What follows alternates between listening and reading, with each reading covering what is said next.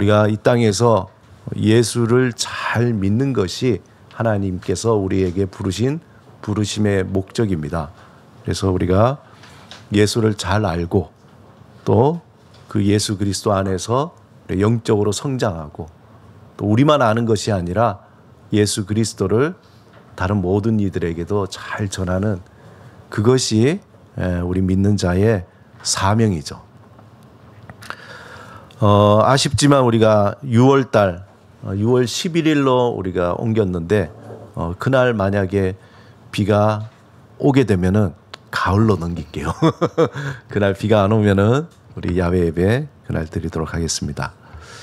우리나라도 예전에 1인당 국민 소득이 이제 1만 달러를 이렇게 넘기면서 그때부터 이제 사람들이 조금씩 여유가 생겨서 콘도도 가고 또 펜션도 가고 그는 이제 집이 아닌 야외 숙박 시설을 이용해서 소위 말해서 여가 활동을 하게 됩니다. 그리고 다양한 레저 붐이 일어나게 되죠. 국민소득 2만 달러를 초과하면서 이제 아웃도어 활동이 우리에게는 그전에는 아웃도어라는 말이 생소했는데 이제 아웃도어라는 말이 익숙해져서 소위 말해서 캠핑 문화가 그렇게 활발하게 만들어지게 됩니다. 뭐 예전에는 뭐 텐트 치고 하는 것들이 어색했는데 그 이후에 우리 국민들에게 이 캠핑 문화가 자리를 잡게 되다가 그러다가 이 아웃도어 문화가 한참 올라가다가 조금 시들해지는 거죠. 점점점 시들시들 꺼지는 듯 하다가 코로나19가 시작되면서 해외여행도 못 가게 되죠.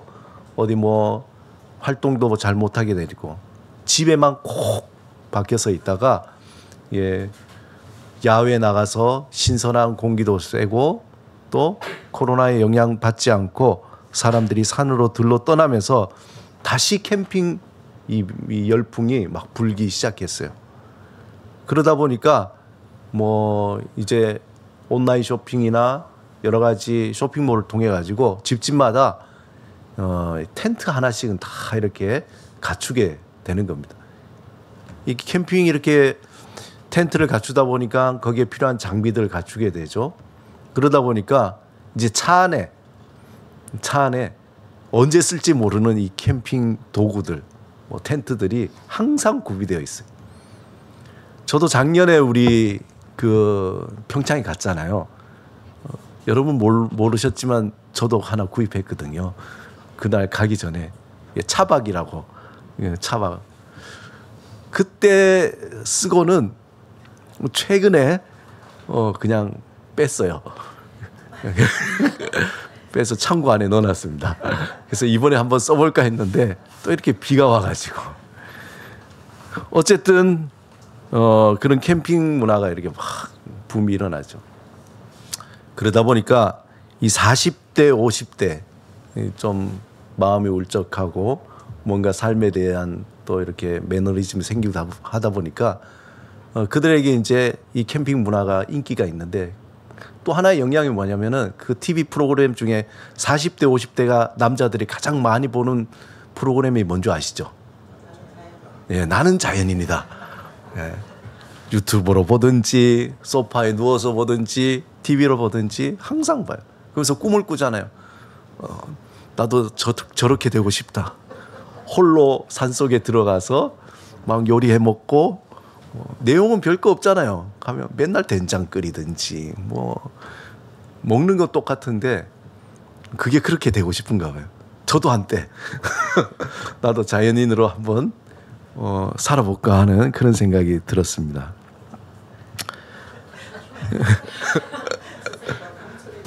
예. 근데 여러분 생각해 보세요. 캠핑장에 가면 텐트 치잖아요. 그리고 뭐 여러 가지 장비 세팅하고 그다음에 불판 뭐 불을 피우고 장작 피워서 거기에 이제 막 지글지글 막 피워가지고 먹으면서 어떻게 돼요? 막 무겁던 마음이 쫙 내려가기도 하고 그냥 일상을 떠나가지고 아무 생각 안 하면서 그렇게 불을 보면서 멍하니 뭐죠? 불멍. 불멍 때린다 그러잖아요.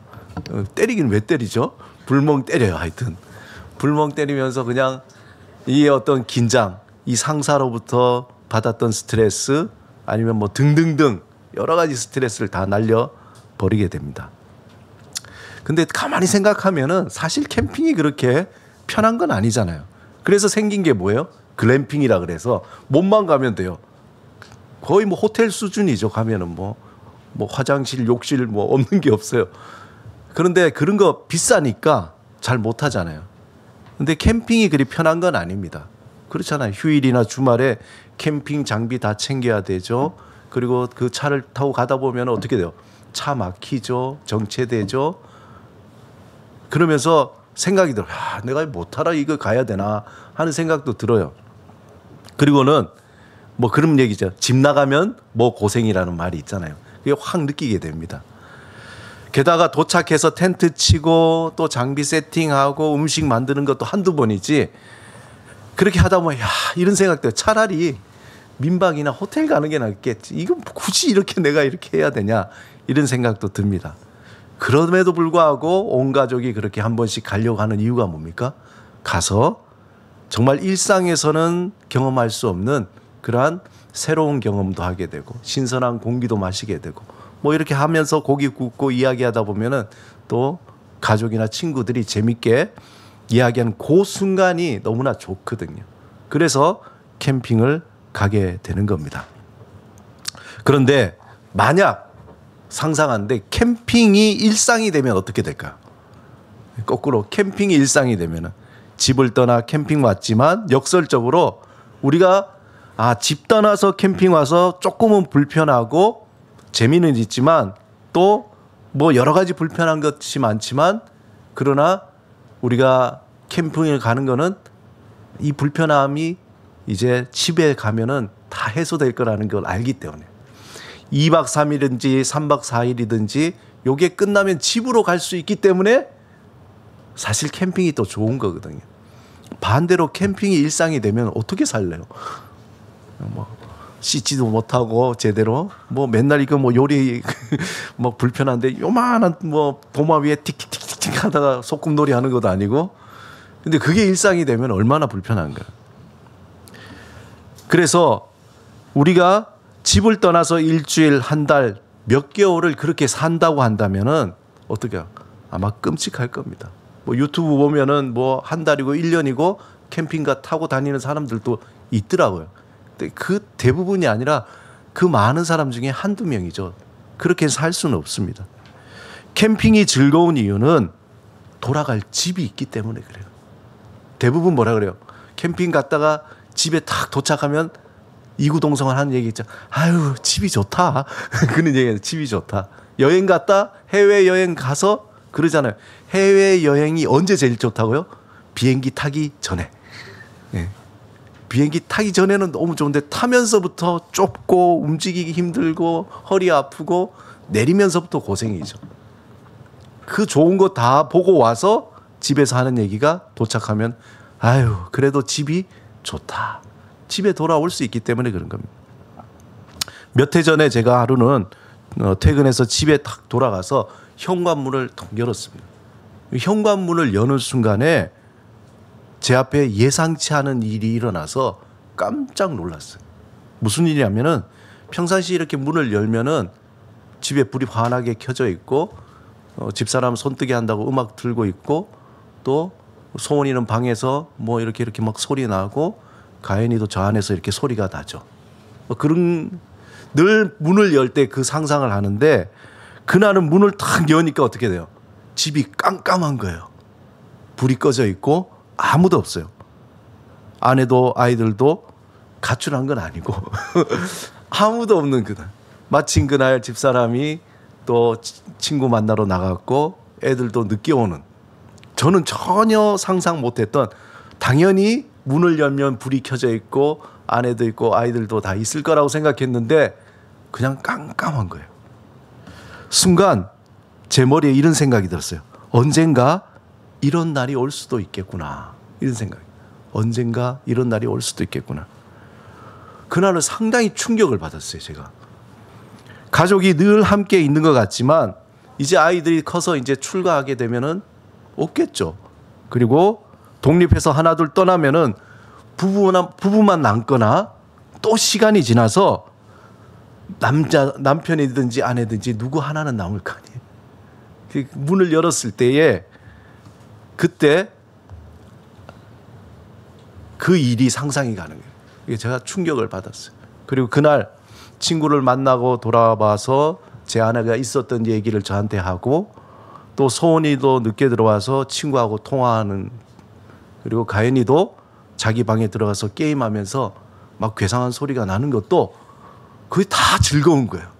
그게 다 너무나 반갑고 감사하더라고요.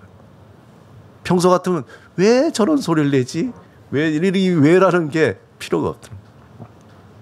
오늘 본문에서 야곱은 애굽 왕 바로를 만나서 대뜸 자신이 살아온 삶에 대해서 이야기를 해요. 생각해 보면은 여러분 바로 입장에서 한번 우리가 너무나 당연하게 성경을 그렇게 읽었는데 바로 입장에서 그 상황을 보면은 굉장히 황당했을 거예요. 바로가 어떤 사람입니까? 바로는 대국 이집트의 왕이에요. 이집트의 왕이면서 신으로 숭배를 받던 그러한 존재였습니다. 많은 사람들이 그를 두려워하면서 숭배하는 수천 수만 명의 백성들이 있었어요. 그의 말 한마디면은 일사불란하게 움직이는 군대가 있었습니다. 그런데 어디서 듣보잡이라 그러잖아요. 듣도 보도 못한 어느 시골의 아주 부족의 지도자가 와가지고는, 그리고는 자기에게 다가와서 그냥 축복하는 거예요. 바로에게 오자마자. 그리고 이렇게 황당함에 바로가 야곱에게 묻는 거예요. 당신 나이가 어떻게 돼요? 그게 우리가 볼 때는 굉장히 이렇게 뭐 자연스러운 것 같은데 아마 그 상황 속에 바로가 너무 황당해서 이 사람이 왜 이러지? 그렇잖아요. 대국의 왕 앞에 갈 때 어떻게 합니까? 엎드려 가지고 인사하고 뭐 여러 가지 절차가 있을 텐데 바로가 야곱이 와서 대뜸 바로를 축복하니까 바로가 황당해서 당신 나이가 어떻게 돼요? 라고 묻습니다. 이때 야곱이 당당하게 내 나그네의 길의 세월이 130년이 나이다. 130살. 자기 나이가 130살이에요. 그리고는 다시 바로를 축복합니다. 우리가 조금만 생각하면 이 장면이 얼마나 어색한 것인가 알 수 있습니다. 어디 이름도 없는 부족의 지도자라고 하는 이가 와서 바로 앞에 굽신거리지도 않고 당당하게 이 대답하는 것. 지금도 그렇지만 그 당시에는 더 했겠죠. 정말 상상할 수 없는 일입니다. 그럼에도 불구하고 야곱이 당당하게 바로 앞에서 이렇게 이야기할 수 있었던 것은 단지 요셉이 그 나라에 큰 공을 세운 총리 대신이기 때문이 아닌 거예요. 그렇잖아요. 바로 앞에 가서 저 요셉 아빠예요. 요셉 아버지. 알죠? 우리 요셉이 얼마나 큰일한지. 그렇다고 야곱이 바로 앞에 당당하게 축복하고 그렇게 얘기할 수 있는 그런 어떤 차원이 아닌 거죠. 그가 바로 앞에서 두려워하지 않았던 것은 그가 말한 한마디, 그 한마디 말에 다 담겨 있습니다. 우리 본문 9절을 같이 함께 읽겠습니다. 9절 시작. 야곱이 바로에게 아뢰되 내 나그네의 길의 세월이 130년이니이다. 내 나이가 얼마 못되니 우리 조상의 나그네의 길의 연조에 미치지 못하나 험악한 세월을 보내었나이다 하고, 이 한마디에 야곱이 바로에게 당당하게 얘기할 수 있는 그러한 이유, 그러한 근거가 있습니다. 이 구절을 표준 세번역이나 공동 번역에 보면은 나그네라는 말이 없어요. 개역 개정에는 나그네라고 이렇게 번역했는데 거기는 그냥 떠돌다라는, 말하자면은 내가 오랜 130년이라는 세월 동안 이리저리 떠돌았나이다, 그렇게 표현되어 있어요. 나그네라는 말이 없습니다. 원문에도 보면은 나그네라는 명사가 없어요. 그냥 이곳 저곳을 이리저리 떠돌았다라는 그런 표현으로 되어 있어요. 그 말은 어디 정한 곳이 없이 오늘은 이곳, 내일은 저곳을 떠도는 인생. 야곱의 직업이 뭡니까? 유목민이었잖아요. 정한 집이 없어요. 말 그대로 캠핑이에요. 날마다 캠핑. 날마다 텐트 치고 오늘 이렇게 머물다가 만약에 일이 있으면 오늘 떠나야 되고, 아니면은 한 달이고 1년이고 머물다가 또 때가 되면 떠나야 되는 그런 세월을 몇 년 동안 했다고요? 130년 했다. 우리 조상은 몇 년 동안 했다고요? 몇백 년 한 사람도 있고 뭐 그런 거죠. 유목생활이에요. 유목생활. 영어의 표현에는 뭐라고 돼 있냐면은 소전이라고 돼 있어요. 그 뜻이 일시적으로 머물거나 거주하다라는 뜻이에요. 그게 나그네죠. 나그네란 뜻이 뭡니까? 구름이 머무는 곳에 내가 머물다. 구름이 가는 곳에. 옛날에 그 유행가 있잖아요. 장로님 혹시 한 소절 압니까? 달 가는 곳에 뭐 갑자기 생각이 어제는 딱 생각났었는데 그 옛날 노래인데. 예, 구름에 달 가듯이. 한 소절 어떻게? 그러니까 구수하게 그렇게 나그네가 그런 거잖아요. 그냥 구름이 가는 대로 하늘을 내 지붕 삼고 바닥을 내, 요즘 좀 다른 표현을 하면 뭐죠? 노숙자죠, 그냥. 노숙자가 뭡니까? 홈리스, 집이 없다는 거예요. 그냥 뭐 이 전국이 내 땅이야, 내 집이야. 가서 거기다 자면은 내 집이고 또 이동하면은. 특히 9절에 우리 조상의 나그네 길의 연조에 미치지 못하나, 야곱이 이렇게 표현합니다. 그 다음 험악한 세월을 보내었나이다. 험악한 세월. 여러분 야곱의 일생을 아시죠? 그가 정말 형 에서를 속이고 어떻게 했습니까? 정말 장자권을 뺏어서 삼촌 라반의 집에 가면서 온갖 일들이 많이 일어나잖아요. 어떻게 보면은 정말 성경에는 그냥 굵직굵직한 이야기들만 나와 있지만 아마 그 적혀져 있지 않은 일을 보면은 뭐 천방지축 이것저것 뭐 야곱의 그 파란만장한 삶들이 있었던 거죠. 뭐 때문에요? 야망이 있었던 거예요. 내가 잘 살아보겠다. 내가 한번 이 일생, 내가 한번 사는 이 인생, 내가 굵고 한번 멋지게 살아보겠다. 그가 그렇게 야망을 품고 살다가 결국 어떻게 됩니까? 야복강가에서 천사와 씨름하며 뼈가 부러지면서 그가 깨닫게 되는 거예요. 아, 내가 잘못 살았구나. 그리고는 그 다음부터 하나님을 의지하면서 그렇게 새로운 삶, 그렇게 살아갑니다. 그럼에도 불구하고 그 삶 안에 가족들 안에 여러 가지 많은 일 있죠. 그 딸이 강간당하고 그 다음에 또 아들이 그냥 어떻게 해요? 팔려나가고 뭐 옥신각신 여러 가지 많은 일들이 생기게 됩니다. 한마디로 험악한 세월이었어요. 험악한 세월. 다르지 않습니다. 여기 우리 많은 인생의 선배님들 생각해 보면 그 지나온 세월들, 뭐 지금 20대는 20대대로 누가 그러잖아요.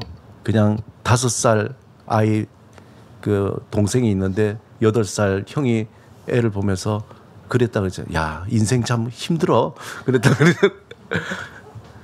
20살, 30대, 40대 그 시간을 지내면서 아, 생각해보니 인생이 참 험악하구나라는 것을 느끼게 됩니다. 그가 살아온 파란만장한 삶이 이 안에 다 압축되어 있다는 거예요.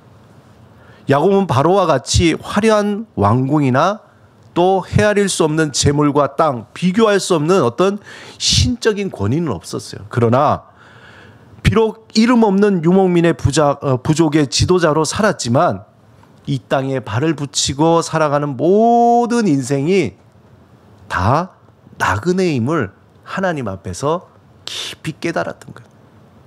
바로 당신 굉장히 높은 것 같지? 많이 가진 것 같지? 힘이 있는 것 같지? 인생은 다 똑같은 거야. 내가 한 130년 살아봤거든. 살아보니까 그러니까 인생은 다 험악한 나그네의 길이야 라는 것을 그걸 얘기해 주려고 그러거든. 야곱은 바로를 보면서 아무리 대국의 왕이라고 할지라도 그도 인생이라는 여정에서 때가 되면은 모든 걸 다 버려두고 떠나야 할 나그네라는 것을 이야기해 줬던 거죠. 이 야곱의 이 고백이 험한 세월을 살아온 자신의 이야기이기도 하지만 바로를 향한 메시지고 우리를 향한 메시지인 거예요. 오늘 우리 이 인생을 살아가는 우리에게도 똑같은 거죠. 우리를 향한 단호하게 경고하는 메시지입니다. 우리가 나그네라는 것을 하나님 앞에 철저하게 깨닫는 그 순간부터 참된 인생을 살아가는 거예요. 예전에 저희 어머니가 그래요. 제가 막 어려서 막 뭐 까불고 그렇게 노니까 아이고 저놈이 천지를 모르고 천지를 모르고 우리가 그러잖아요. 아이고 천지를 모르고 산다. 뭐죠? 인생이라는 것이 나그네라는 그 삶, 하나님 앞에서 우리의 인생이 나그네라는 것을 깨달을 때에 우리가 이제 진지하게 인생을 정말 참된 인생을 살아가게 되는 겁니다. 우리의 삶이 잠시 인생이라는 캠핑장에서 텐트를 치고 음식을 만들고 서로 마주보며 웃고 울며 지내다가 때가 되면은 모든 짐을 다 챙겨서 집으로 돌아가야 되는 게 우리의 인생이라는 거예요. 이 사실을 알 때에 그때 비로소 숨겨졌던 소중한 것들이 눈에 보이기 시작하는 거예요. 어느 날 문을 탁 열었더니 깜깜한 집을 보면서 그 소음, 아이들의 소리, 불 켜진 집, 우리 집 안에 있는 그 하나하나들이 다 소중한 거였구나.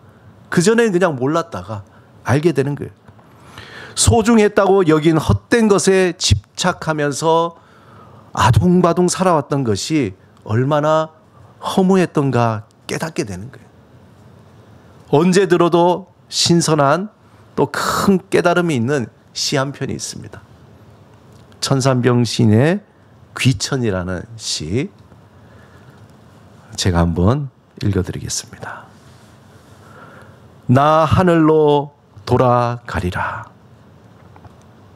새벽빛 와 닿으면 쓰러지는 이슬 더불어 손에 손을 잡고 나 하늘로 돌아가리라.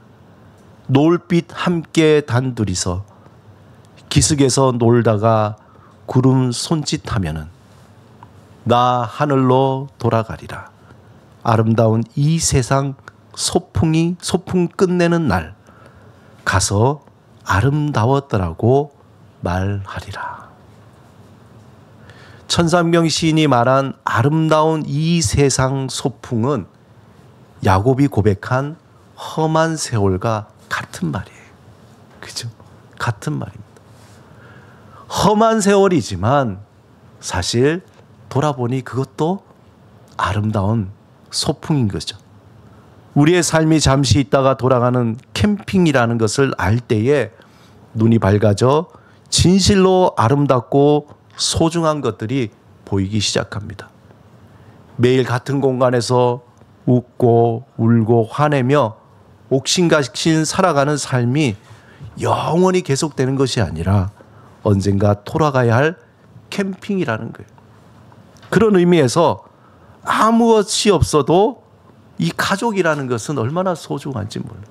매일 지겨워, 저 화상 이렇게 얘기하지만 사실 얼마나 소중한 것인지 모릅니다.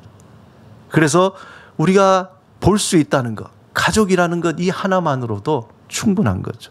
오직 한 가지 마음에 우리가 소원이 있다면은 이 잠시 왔다 가는 이 땅에서 예수 잘 믿고 살다가 아름다운 이 세상 캠핑을 잘 마치고 돌아가서 하나님 앞에서 이렇게 고백하는 겁니다. 하나님, 정말 아름다운 캠핑 잘 보내고 왔습니다. 이렇게 고백하는 거죠. 우리의 인생은 험한 세월로 가득 차 있습니다.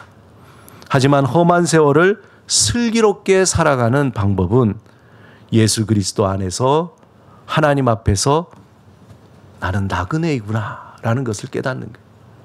이 세상에 헛된 것에 집착하지 않고 언제든지 훌훌 털어 다른 곳으로 갈 수 있는 그 나그네구나 라는 것.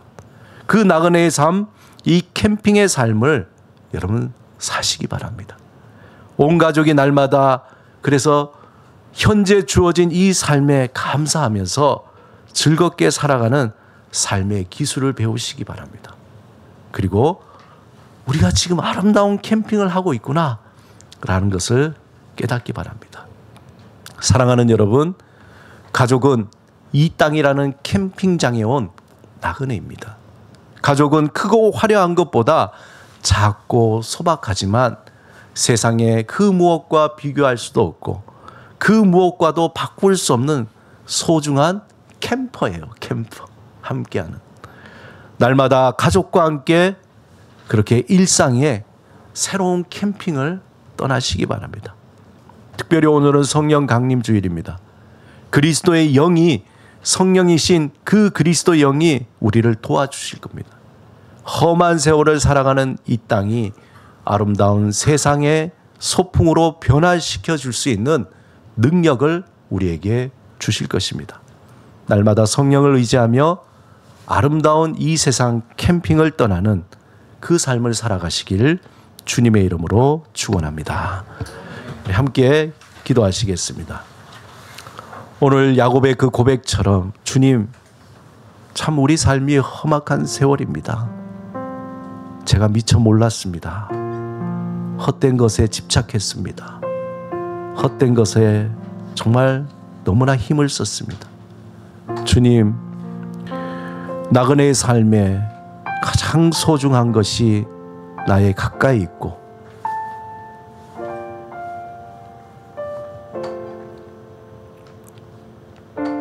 가장 소중한 것이 우리와 함께 있다. 우리의 가족들, 우리의 작은 것들, 주님, 그 귀하고 소중한 것을 더 소중히 여길 수 있는 마음을 주옵소서. 주님, 성령님 우리에게 영적인 눈을 뜨게 하시고 우리 온 가족이 정말 예수 잘 믿고 이 땅에 살다가 아름다운 이 소풍을 끝내고 주님 나라에 들어가게 하옵소서. 우리 가족을 생각하며 또 우리 자신을 생각하며 우리의 삶을 돌아보며 함께 침묵으로 기도드리겠습니다.